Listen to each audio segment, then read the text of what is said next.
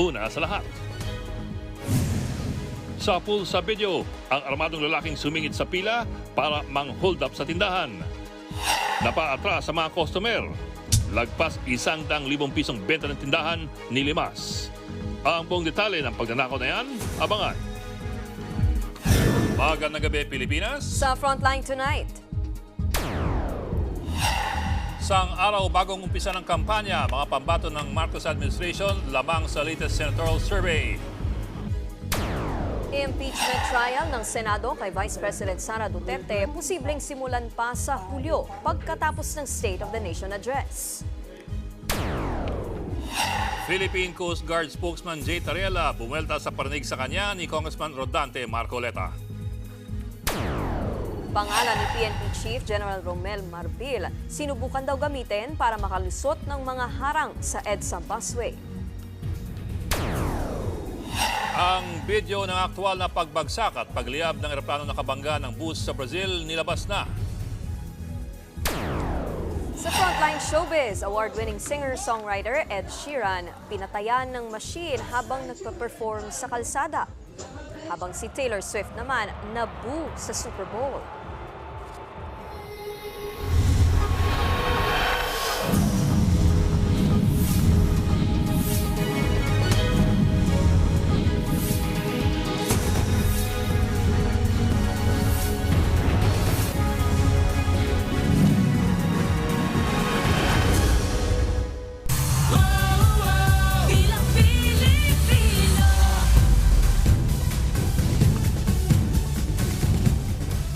Bukas pa lang ang simula ng kampanya pero sabi ng ilang eksperto tila umiepekto na raw ang mga political ads sa mga tatakbo sa Bilang Pilipino 2025. Puro mga manok kasi ng administrasyon ang pasok sa Magic 12 ng pinakabagong senatorial survey ng Pulse Asia.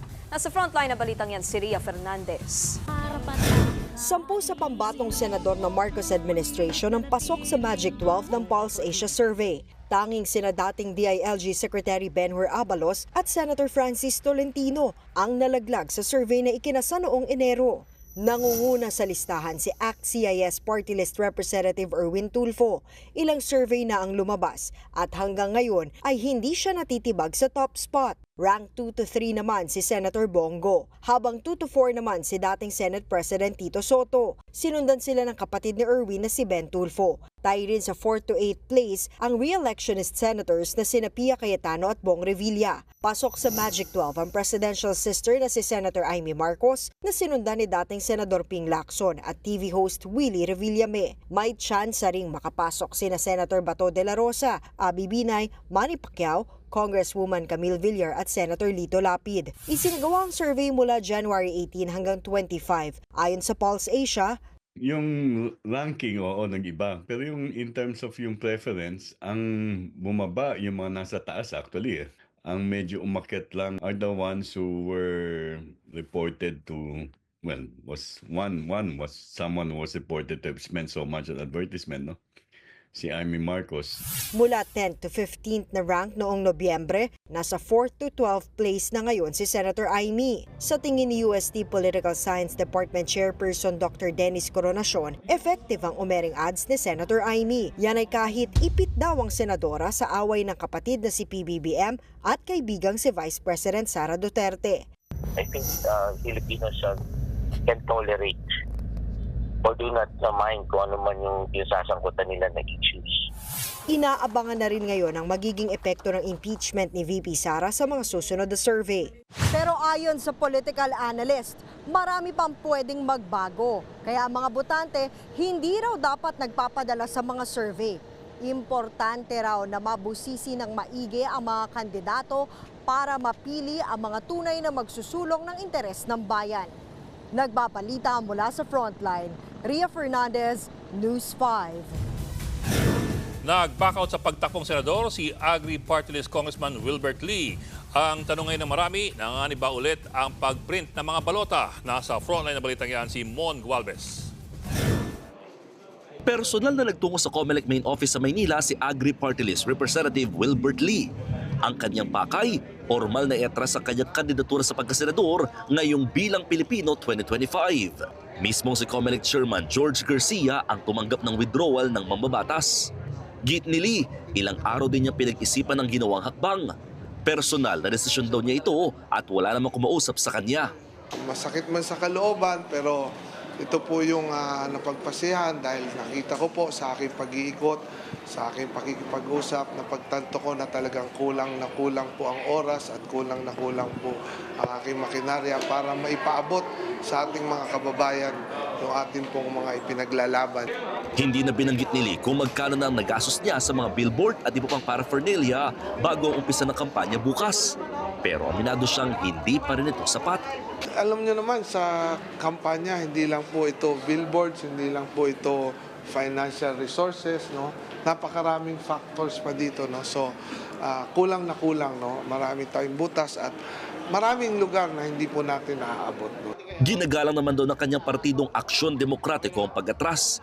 Pero kahit umatras sa Sili, hindi na raw babaguhin ng COMELEC ang balota. At sakaling may makuha siyang boto, ituturing na lamang ito na stray o walang bilang. We cannot afford a reprinting of the ballots and the change po ng mga numero ng mga kandidato at this point, ganung nakaka 20 million ka na mga naiimprenta. Nilino naman ni Lee na hindi siya kasama sa 10 nominees ng kanilang party list. Wala rin daw siyang balak maupo ng isa pang termino sa Kamara sakaling makasungkit ulit sila ng pwesto. Nagbabalita mula sa Frontline, Mon Gualvez, News 5. Lalo pang naurong sa Hulyo ang target na pagkokonbine ng Senado bilang isang impeachment court.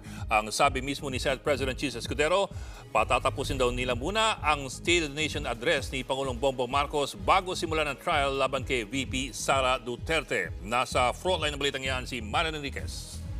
Wala raw balak ang Senado na humiling ng special session kay Pangulong Bongbong Marcos para umusad na agad ang impeachment trial ni Vice President Sara Duterte. Una nang sinabi ni PBBM na handa siyang magpatawag ng special session habang nakabreak ang Kongreso kung hihilingin ito sa kanya ng Senado. June 2 pa kasi pagkatapos ng eleksyon, magbabalik sesyon ang Kongreso. Pero ayon mismo kay Senate President Chis Escudero, posibleng Hulyo na nila simulan ang impeachment trial.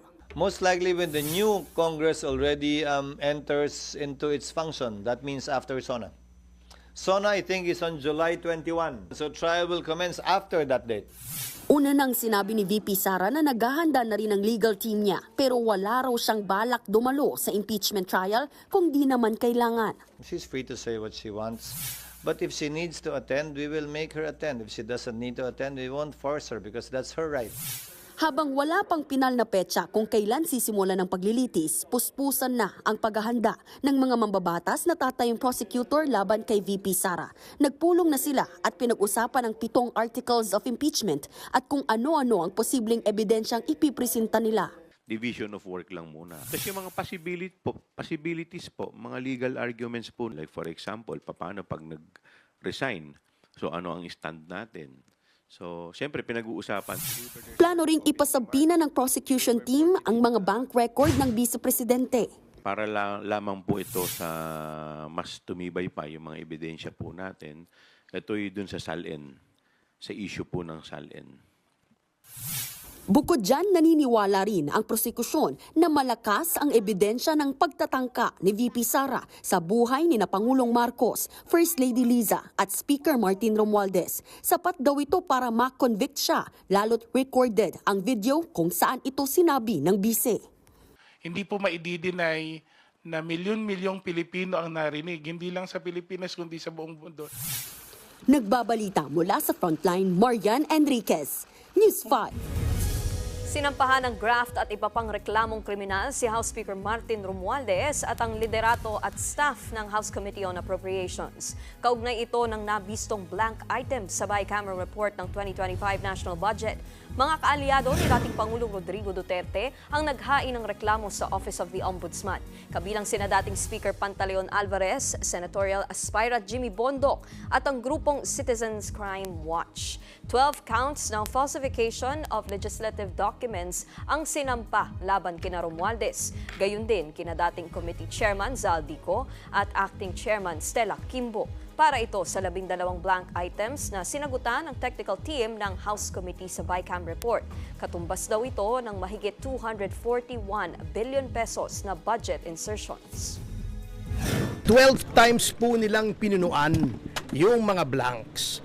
Yun po ang inapprove ng BICAM ay 0, nakalagay 0. Dapat po yun pagdating sa Pangulo, 0 din. Hindi pwedeng palitan yun unless may typographical error, maling spelling, maling formatting. Wala pang pahayag ang mga inireklamo. Pero sabi ni Tingog Party List Representative Jude Asidre na kaalyado ni Romualdez, gusto lang ng mga naghain na ilihis ang atensyon mula sa impeachment ni Vice President Sara Duterte.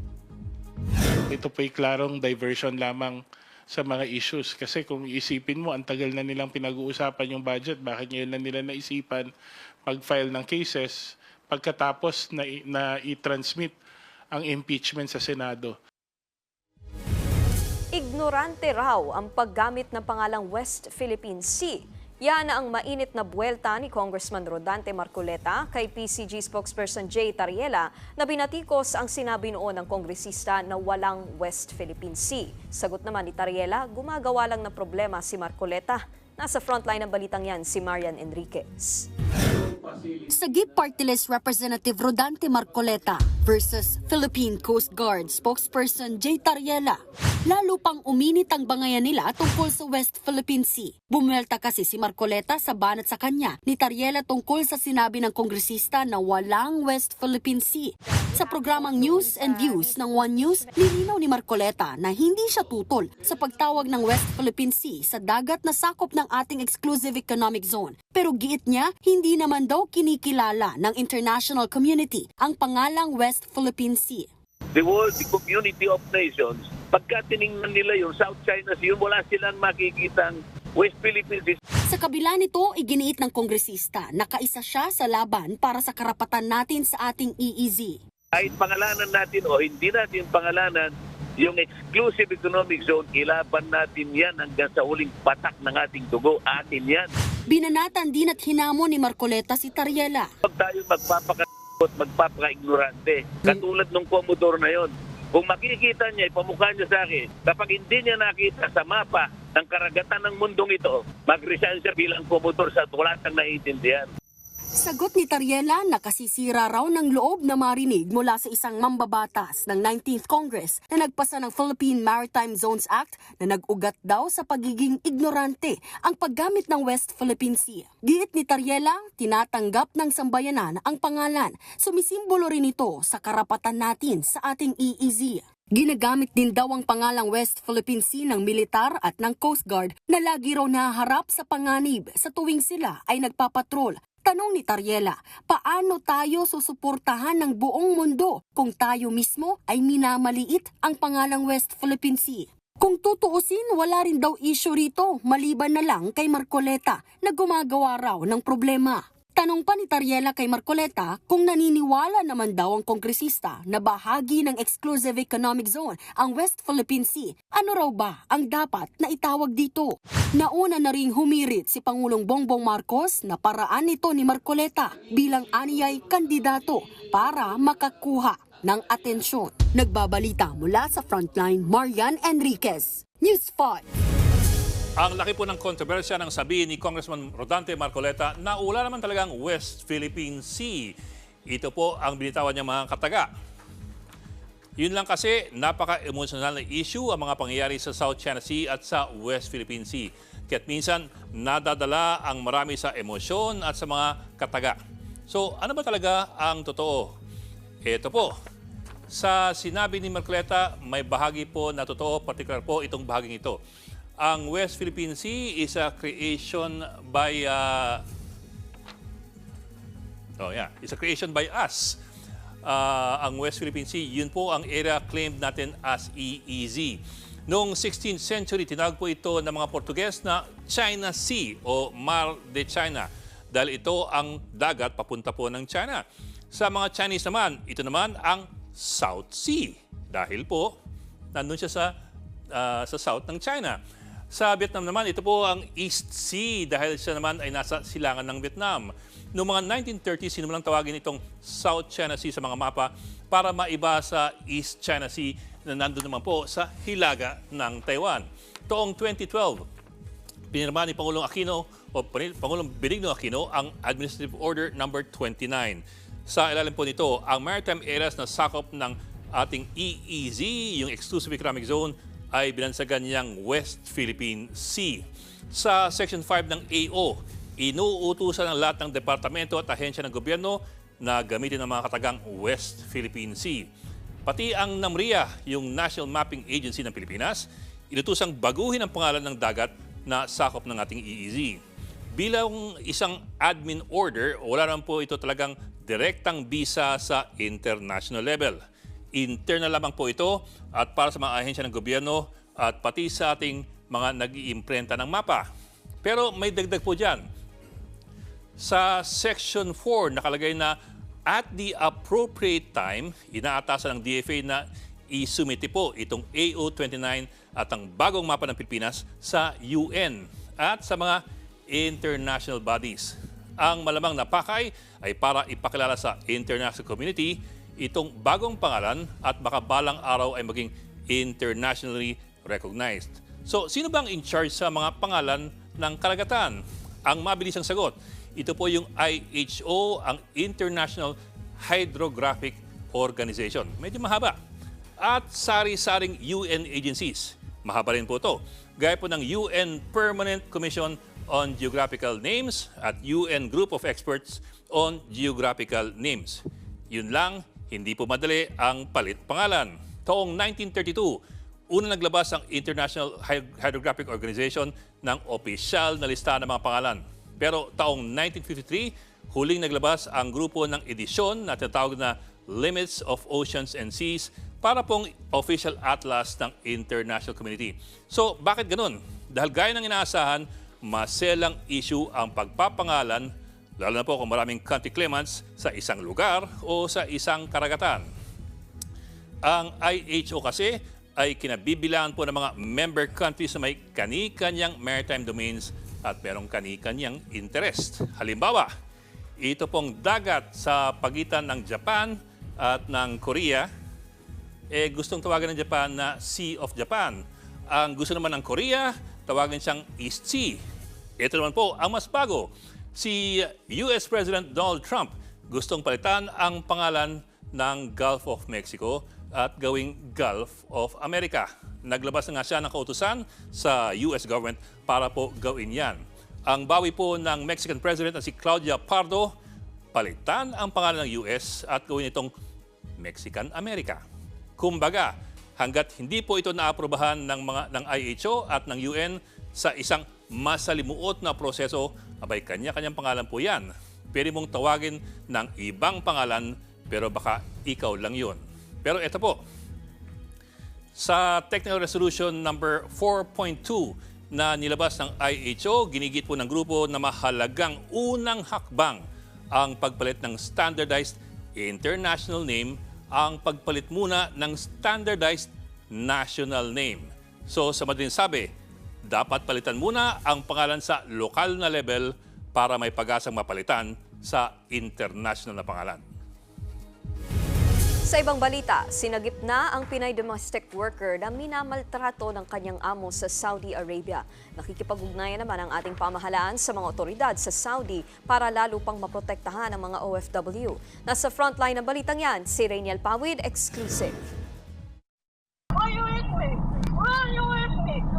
Nai-record ng domestic worker na si Richelyn ang pagtatalo nila ng kanyang employer nitong nakaraang linggo. Rinig ang pag-iyak niya habang tinatanong ang amo kung bakit siya sinampal. Ipinadala ng OFW ang audio recording sa kanyang ama rito sa Pilipinas. Nitong Biyernes, idinulog ng ama ni Richelyn sa News 5 ang sitwasyon ng anak sa Saudi Arabia. Nangangamba na rin sila dahil hirap na silang makontak si Richelyn. Ngayong linggo habang nasa loob ng banyo, patakas na nakatawag sa News 5 ang OFW. Kwento niya simula nang dumating sa Jeddah noong Hunyo ng nakaraang taon, madalas umano siyang nakatitikim ng sampal tuwing mainit ang ulo ng amo.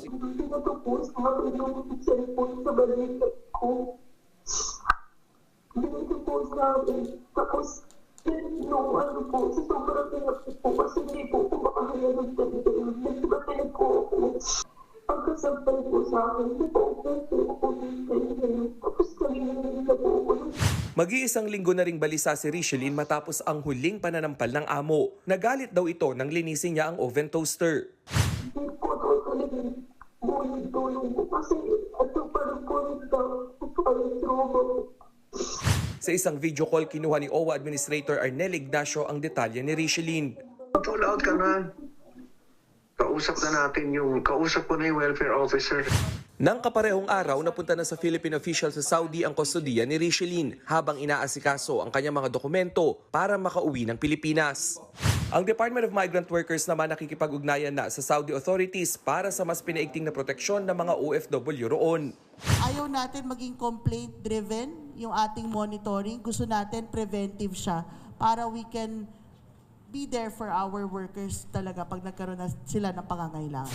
Sa halos 900,000 na Pinoy workers sa Saudi, malaking bilang ang mga domestic worker. Sa record ng OWA, lumalabas na nasa $400 o 20,000 pesos kada buwan ang kalimitang sahod ng domestic workers sa Saudi.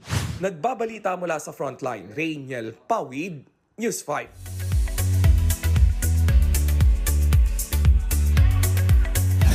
Showbiz tonight na tayo. Inakusahan ng pananakit ni Tiesa Prieto ang kanyang dating partner na si Angel Chua. Reklamong paglabag sa Anti-Violence Against Women and Their Children Act ang isinampa ni Tessa sa kanyang ex-partner sa piskalya sa Makati. May pagkakataon pa raw na kinuhanan siya ng video ni Chua habang sinasaktan. Naghain naman ng counter affidavit si Chua at itinanggi ang akusasyon. Sa ngayon ay iniakyat na ang reklamo sa DOJ. Tuloy naman ang bigayan sa Will to Win kasamang OPM icon at OG Noontime Show host na si Randy Santiago. Ipinakilala mismo ni Kuya Willie Revillame ang kanyang Kuya Randy bilang host ng show. Siya muna ang papalit kay Kuya Willie na magiging abala sa kampanya. Umaasa si Randy na walang iwanan sa mga loyal sa show. Hiniling din niya ang kaligtasan ni Kuya Will sa pag-iikot sa iba't ibang bahagi ng bansa. Dito rin walang iwanan dahil marami pa akong chika later. Susunod, kampo ni dating Senador Manny Pacquiao nagsorry sa pagdaan ng kanyang driver sa EDSA busway. Senator Amy Marcos may mensahe sa kapatid niyang si Pangulong Marcos sa gitna ng issue ng impeachment at sa nalalapit na campaign season. Manindigan ka sa sarili mo at wag maniwala sa mga nakapaligid dyan. Ngayon, taon ng ahas. Dumami sila. Kawawa naman, nakapaligid dyan, nakapulupot sa kapatid ko. At K-pop group na Treasure maglalabas ng mini-album sa March. Magbabalik pa ang Frontline tonight. Mga kapatid, Ed Lingaw po, nasa Estados Unidos, Canada o saan mang dako ka ng mundo, manatiling may alam at may pakialam sa mga mainit na balita dito sa ating bansa. Simulan natin ang bawat araw sa tuloy-tuloy na balitaan sa Frontline. Mag-follow at mag-subscribe sa social media pages ng News 5.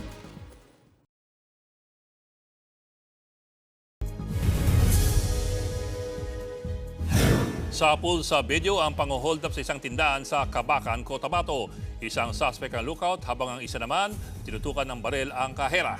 Natangay nila ang 180,000 pesos na perang kinita ng tindahan. Inaalam na ang pagkakakilanlan ng mga salarin. Hindi pinalampas ang convoy ng di umano'y mataas na opisyal ng PNP na nahuling dumaan sa EDSA busway. May mga escort pa ito mula sa Highway Patrol Group at ginamit ang pangalan ni PNP Chief Romel Marbil para makalusot. Nasa frontline ng balitang yan si Brian Castillo. Convoy pre! Convoy! Convoy Convoy pre! May convoy Malayo pa lang, naispatanan ng mga taga-Special Action and Intelligence Committee for Transportation o SAIC. Ang convoy na yan na dumaan sa EDSA busway sa northbound ng EDSA Ortigas noong Biyernes, February 7. Naka-blinkers ang puting van at may escort pang mga taga-PNP Highway Patrol Group. Nang makita ang mga enforcer, sinubukan pang kumabig ng convoy palabas ng busway pero pinara pa rin sila ng mga taga-SAIC. Ayon sa mga enforcer, pag-aari mismo ng PNP HPG ang convoy At mataas na opisyal daw ng PNP ang sakay nito sa isang angkuhan ng SAIC. Ginamit pa ng pulis ang pangalan ni PNP Chief Romel Marbil para hindi sila mahuli. Baka pwede natin pagbigyan muna na concert. Pati yung nagre-request pati si Chief PNP namin. Ang request, baka naman pwede niya during rush hour, hindi tayo mag-what. Pero sa isang text message, itinanggi mismo ng PNP Chief na may ganito siyang kautusan. Ayon sa PNP, hindi raw nila palalampasin at kukonsentihin ang ginawa ng kanilang mga tauhan. Pero pinabulaanan nila ang sinabi ng SAIC na minura at minaliit ng pulis ang mga enforcer. Hindi po minura ng ating pong mga tropa ng Highway Patrol Group. Ito pong kasamaan po natin sa NGO ng DOTR. Inaalam na rin daw ng PNP HPG kung totoo ang report na high-ranking official nga nila ang sakay ng pinarang van. Habang gumugulong ang investigasyon, inalis muna sa pwesto ang 3 tauhan ng PNP HPG. Bukod sa convoy ng PNP, sinita rin ng SAIC nitong linggo ang convoy ng itim na van at SUV na ito na dumaan din sa busway sa Ortigas. Nagpakilala namang mga tauhan ni dating Senator Manny Pacquiao ang mga sakay ng van. Saan ba ito? Senator Pacquiao. Pero nang pinatabi ng SAIC para tiketan, biglang tumakas ang 2 sasakyan. Pagdilinaw ng kampo ni Pacquiao, hindi alam ng dating senador ang nangyari. Driver at kasambahay daw ni Pacquiao ang sakay ng hinarang na SUV. Aminado silang mali ang ginawa nitong pagtakas matapos sitahin ng mga otoridad. Kaya naman pinagalitan na raw nila ang tumakas na driver, saka inutusang bumalik para tanggapin ang ticket. Humingi na sila ng paumanhin at nangakong hindi na ito mauulit. Ayon naman sa SAIC, inendorso na ang kaso sa LTO para pagpaliwanagin ang driver. Nagbabalita mula sa frontline. Brian Castillo, News 5.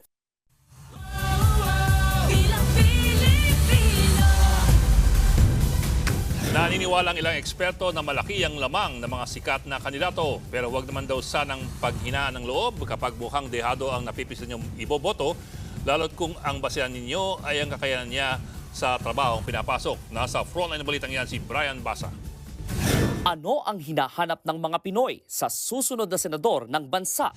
Yung kaya po nilang panindigan yung lahat ng pinapangako po nila. Hindi lang po basta salita. Kailangan ng higher level kasi nga marami siyang paglilingkuran, pagsisilbihan sa taong bayan. Hindi lang 1,000 kundi milyon ang kanyang pagsisilbihan. Kasi kung kukunti lang naman ang kaalaman niya, dapat sa bahay na lang siya manatili. Pero back to basics muna tayo. Ano nga ba ulit ang trabaho ng mga senador?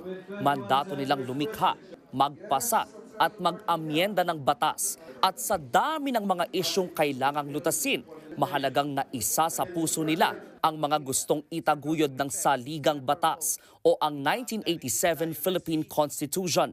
Ito ang batayan dapat ng lahat ng binubuong batas. Kaya madalas naririnig ninyo sa balita ang salitang unconstitutional para ito sa mga batas na lumusot pero para sa ilan ay hindi naaayon sa diwa ng saligang batas. Ang tanong, carry ba yan ng iboboto niyong senador?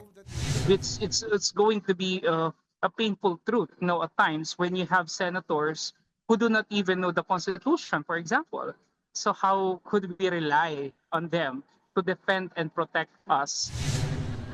Lalong kritikal ang mangyayaring senatorial race dahil ang Senado rin ang tumatayong impeachment court kapag may gustong patalsiking mataas na opisyal at sinang-ayunan ito ng Kamara.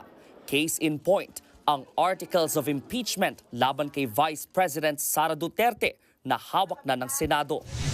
If the pro-Duterte candidates, senatorial candidates are going to make it, if majority of them are going to make it, I think they'll be able to get the required number to acquit the Vice President. Kaso sabi ng ilang eksperto, parang kada eleksyon sa Pilipinas ay isang malaking popularity contest, lalo na kung pagbabatayan ang mga lumulutang na pangalan sa election surveys. Talaga siyang magiging perennial popularity contest kasi nga, 12 sila, tapos maramihan yung pwede mong iboto kasi nationwide yung nila, yung mandate. So parang, sino na lang natatandaan kong pangalan, di ba? Paalala ng mga eksperto, huwag basta panghinaan ang loob kapag ang napipisil ninyong kandidato ay dehado. Malaki ang hamong naghihintay sa mga maluluklok sa Senado na kasalalay sa bawat batas na kanilang ipapasa ang kapakanan ng buong bansa. Kaya bilang Pilipino, dapat pag-isipan ang inyong iboboto para bayan ang maipanalo. Nagbabalita mula sa Frontline, Brian Basa, News 5.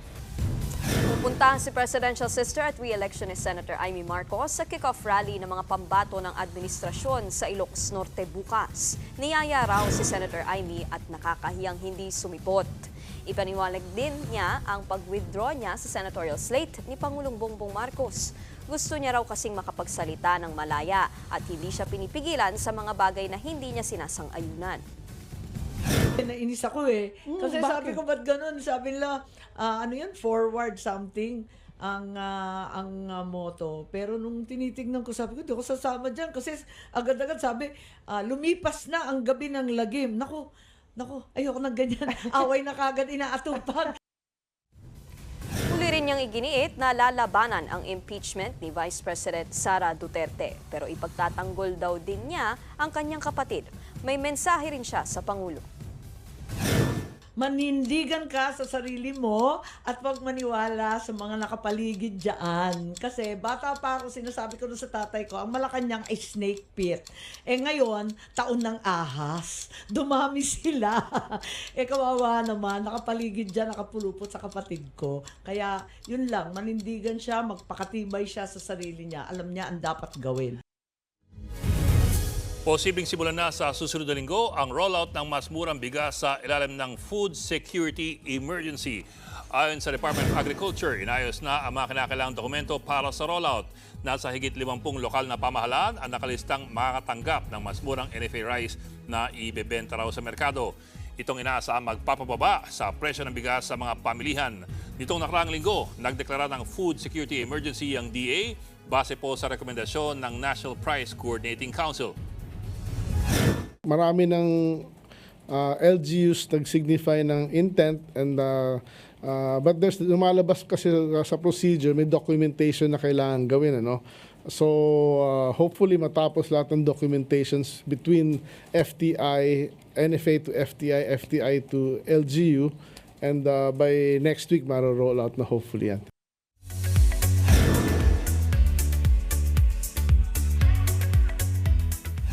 Yes, Queen! Ang Pinay Beauty na si Dia Mate ang kinoronahang Reina Hispano-Americana 2025 na ginanap sa Bolivia. Tinalo niya ang pambato ng 20 countries na may Hispanic roots. Aminado ang Caviteña Beauty Queen na hindi raw niya inaasahan ang pagkapanalo. Kinabahan din daw siya sa question and answer portion. Siya ang ikalawang Pinay na nakasungkit ng naturang corona na unang napanalunan ni Winwin Marquez noong 2017. At speaking of Winwin, kumpirmado ang pagsabak niya at ng isa pang Pinay Beauty sa Miss Universe Philippines 2025. Si Winwin ang magiging representative ng Muntinlupa City. Lalaban din para sa corona si Iliana Aduana representing Sinaloan o Siniloan, Laguna. Ang mananalo ang magiging pambato ng Pilipinas sa 74th Miss Universe pageant sa Thailand. Trending ang unang weekend ng pinakabagong talent survival show sa Kapatid Network na Be The Next 9 Dreamers. Sumalang na ang unang batch ng Dreamers sa test level kung saan ipinamalas nila ang kanilang talent sa pagkanta at pagsayaw. Irarank ang mga trainee base sa nakuhang scores. Ilan sa kanila ang nakatanggap ng honest comments at encouragement para mag-improve.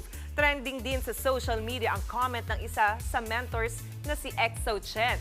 Nahirapan daw siyang panoorin ang performance ng dreamer na si Kali dahil nahirapan daw ito sa pagkanta. Mapapanood ang Be The Next 9 Dreamers tuwing Saturday 7 p.m. at Sunday 7:30 p.m. Susunod, COMELEC maghihigpit sa gagamiting campaign materials at maging sa jingle ng mga kandidato. Pasahero ng jeep sa Davao City, bigla na lang sinakal. At ang aktual na video ng pagbagsak ng eroplano sa isang kalsada sa Brazil, inilabas na. Tutok lang mga kapatid dito sa Frontline Tonight. Mga kapatid, Mean Los Baños po. Nasa Europa o saan mang dako ka ng mundo, manatiling may alam at may pakialam sa mga maiinit na balita dito sa ating bansa. Simulan natin ang bawat araw sa tuloy-tuloy na balitaan sa Frontline. Mag-follow at mag-subscribe sa social media pages ng News 5.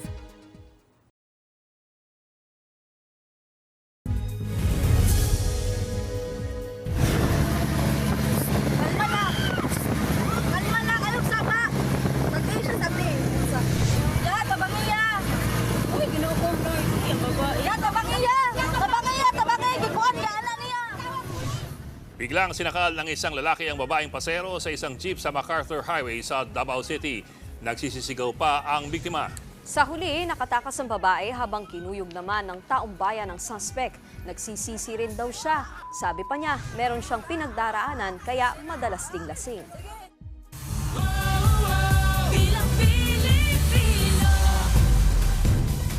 Isa sa mga binabantayan ng COMELEC sa pagpasok ng campaign period bukas ay ang campaign paraphernalia ng mga kandidato at ang basurang kanilang iiwan. Kahit ang materyales na gagamitin, kapag hindi raw ayon sa standards ng COMELEC, pwedeng mauwi sa disqualification. Nasa frontline na balitang yan si Mon Gualvez. Bit-bit ng mga placard, nagtungo ang grupong EcoWaste Coalition sa labas at tanggapan ng COMELEC sa Maynila para manawagan sa mga kandidato na gumamit ng mga campaign posters na hindi makakasira sa kalikasan. Iwasan daw sanang gumamit ng mga plastic na tarpaulin, confetti, lobo at banderitas. Maraming mga alternatibong bagay na pwedeng gamitin. Merong karton, merong papel, merong mga cloth materials. Huwag din daw sanang magpaskil ng mga poster sa puno. Suportado ito ng COMELEC na naglabas kamakailan ng resolusyon na nagbabawal sa paggamit ng mga non-biodegradable materials. Lalo't noong nakaraang national election, sandamakmak na basura ang nahakot. Umabot nga sa 20 tonelada ng basura ang nakolekta noon kada araw, habang higit 8 milyong tonelada naman sa kabuuan ng election period. Hindi garantiya at lisensya ang pangampanya para po dumihan natin ang ating mga kalsada, ang ating pong paligid. Dapat po responsible campaigning po tayo. Muli namang pinaalalahanan ng COMELEC ang mga kandidato na hanggang 2 by 3 feet lang ang laki o sukat ng mga posters. Bawal itong isabit sa mga kawad ng kuryente at dapat nasa common poster areas lamang nakapaskil. Dito magkakaalaman ng karakter at disiplina ng mismong kandidato. Kung malinis ka sa kapaligiran, malinis ka sa pamamahala. Hindi na rin daw bebenta sa COMELEC ang mga palusot na ang kalabang kandidato ang nagpaskil ng poster sa maling lugar. Bagamat walang jurisdiksyon ng COMELEC sa mga materyales na nakalagay sa private properties gaya ng billboard, susulatan pa rin daw nilang kandidato para magpaliwanag kung mayroong paglabag. Kabilang din sa mahigpit na pinapaalalahanan ng COMELEC yung paggamit ng jingle o tugtog sa kampanya. Siguraduhin lang daw na naipaalam ito sa may-ari ng kanta bilang pagsunod na rin sa intellectual property right. 3 araw ang ibibigay na palugit sa mga lumubag na kandidato para ayusin ang campaign materials. Kapag hindi pa rin sumunod, sasampaan sila ng election offense at posibleng maging ground para sa disqualification ng kandidato. Nagbabalita mula sa Frontline, Mon Gualvez, News 5.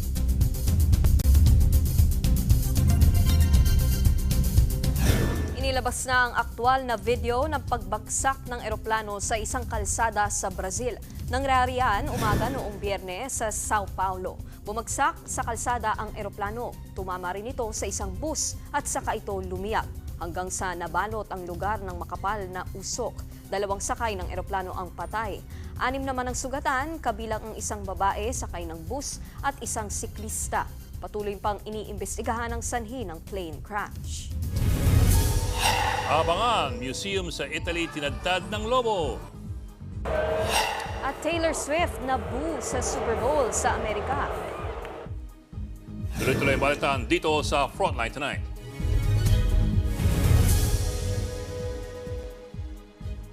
Mga kapatid, Ed Lingaw po, nasa Estados Unidos, Canada o saan mang dako ka ng mundo, manatiling may alam at may pakialam sa mga mainit na balita dito sa ating bansa. Simulan natin ang bawat araw sa tuloy-tuloy na balitaan sa Frontline. Mag-follow at mag-subscribe sa social media pages ng News 5.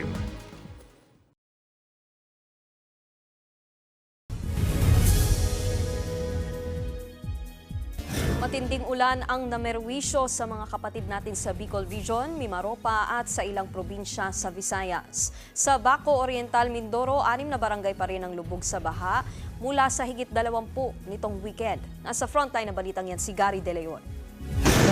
Hanggang tuhod na baha ang sinuong ng mga residente sa Baco Oriental, Mindoro. Maingat at hawak kamay ang pagtawid lalo't malakas ang agos ng tubig. May mga residenteng nakisakay na sa truck at meron ding nagbabangka. Kita sa aerial video ang lawak ng pinsala, parang ilog na ang buong palayan. Sa Aborlan, Palawan, isang sanggol ang nasagip sa baha. Sakay ng van ang sanggol ng anuri ng sasakyan na rumaragas ang tubig. Wala pang impormasyon sa iba pang pasahero ng van. Bahang-baha rin ang buong National Highway ng Puerto Princesa. Kamot ulo tuloy ang ilang turistang doon na naabutan ng sama ng panahon.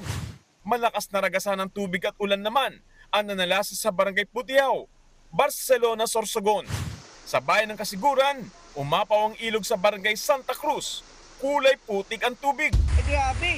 Ang isang creek sa lugar, halos ganyan din ang eksena. Saan tayo dadaan nito? Hindi naman malaman ng rider na ito kung saan daraan sa lalim ng tubig. No choice kundi ilusong sa baha ang kanyang motorsiklo. Nagmistulang ilog din ang buong barangay sa hanggang bewang na baha. Umabot din sa Leyte ang ulan at baha. Isang bahay pa nga ang natabunan ng landslide sa barangay Bocawon sa bayan ng Lapas. Ayon sa Pag-asa, shear line o salbungan ng malamig at mainit na hangin ang dahilan ng pag-ulan sa Bicol, Mimaropa at Visayas. So may kalakasan po yung amihan natin, pati na rin po yung easterlies. Kaya po nagsasalubong yung dalawang hangin, nagko-converge po sila, nagko-cause po ng mga kapal na kaulapan na may dalang malakas sa mga pag-ulan. Dagdag pa ng Pag-asa, buong Pebrero hanggang kalagitnaan ng Marso, mararamdaman ang malamig na panahon. Nagbabalita mula sa Frontline, Gary De Leon, News 5.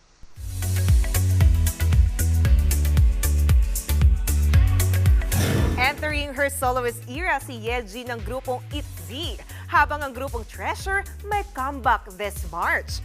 Orange theme poster ang pasilip ng Treasure. Special mini album nila yan na Pleasure.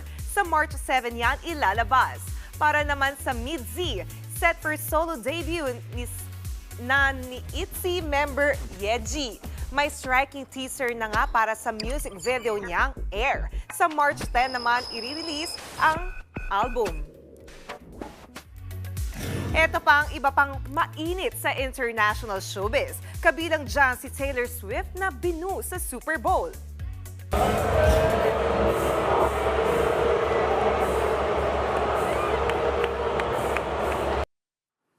Binu ng audience si Tay-Tay nang ipakita siya sa Jumbotron.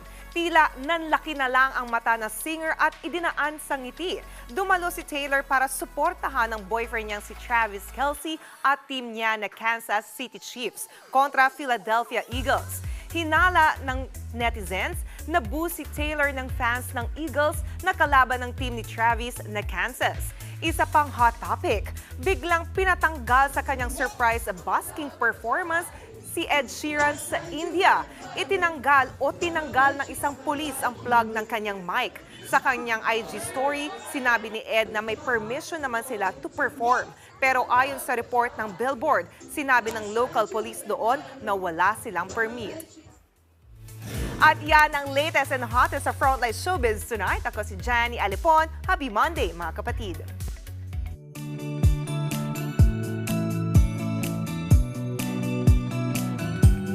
At para naman sa ating pabawang pampagood night, hindi pangkaraniwan ng museum sa Rome, Italy. Tinadtad ito ng mga lobo.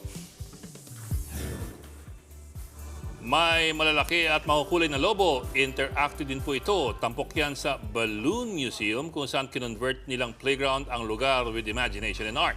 Patok ito mapabata o young at heart. Idinisenyo ang museum para ma-inspire mga bisita at manatili ang pagiging playfulness. Bukas ang museum hanggang March 30. Bakit kaya hanggang March 30 lang? Baka puputok na lahat ng lobo by then. Baka pupunta ka ba? Punta akong Italy para nang maglaro ng lobo. Oh my gosh. Malay mo, biglang mag-fly dun si Ikaw, kumakatawa ka, itsy-mitsy bitsy. Spider joke. Mahirap naman kasi big kasi. Sa totoo lang. Diba? Pero idol natin yan ng mga Pinoy, ang mga Koreans. Kasi ang hirap lang po i-pronounce ng mga pangalan nila, no? Ikaw nga, Bok. Sample. Anyo kasi, oh. Oh, wow. Ayaw talagang matalo. 45 minutos pag-imagine mga headlines. Balitaan at diskusyon para sa paghubog ng matalinong opinyon. Kami yung kasangga sa pagbabalita. Sa ngalan po ni Mayan Los Baños, ako po si Nikki de Guzman. Ako na po si Ed Lingao. Magandang gabi.